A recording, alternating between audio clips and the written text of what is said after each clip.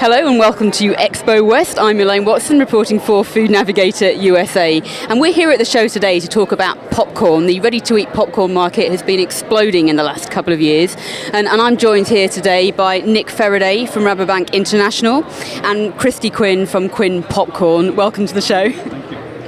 Okay, so let's start with you, Nick. You've recently penned a report talking about the explosive growth in the market. Can you tell us a bit about the figures and what's driving it? In food, you rarely see something new. You often see a product or a category reinvented. And popcorn was kind of a mature category, and it's totally reinvented itself through growth in the ready-to-eat market. What kind of growth, has the market seen? So we're seeing the double-digit growth. We're approaching $1 billion in sales in this year, and it isn't entirely cannibalizing the microwave popcorn market. That's come down a bit, but it's actually expanded the overall market, which is really interesting as well. So it's not just one replacing the other; it's growing the whole category.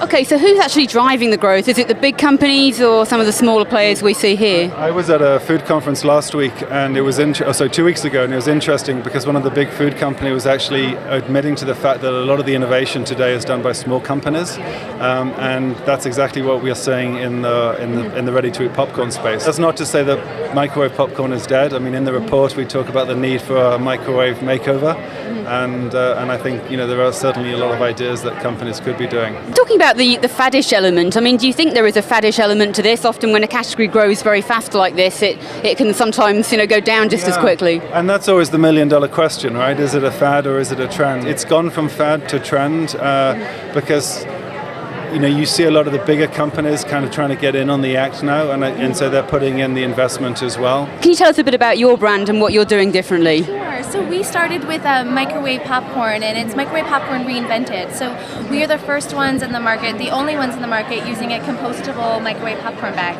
So there's no chemicals, there's no susceptor, which we're really proud of. You've subsequently moved into the ready-to-eat category as well? Yeah, we have. What we're doing differently is our farm-to-bag popcorn.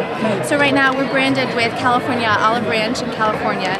And the reason why is we want people to know where their food is coming from. So we're the first ones in the snack industry to open up our supply chain and gave 100% transparency on our ingredients.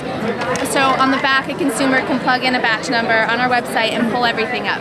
How do retailers look at it? Are they allocating more space, or is it getting a bit kind of crowded now? No, I mean it's very crowded for sure, and it's very tough. It's definitely a tough market to be in. It's an exciting category to be in, but our difference in the category is our farm-to-bag popcorn and our transparency. It's not just about all these crazy unique flavors. We're bringing it back to the core product is popcorn. How do you see things evolving in the category? I mean, are there some parts of it that are growing faster than others, and what are the hot spots within the category? Yeah, I mean, so we've seen, especially this year, and as you're walking around Expo, there are a lot of popcorn ball clusters. People are combining popcorn with oats and quinoa and ancient grains and doing a lot of that.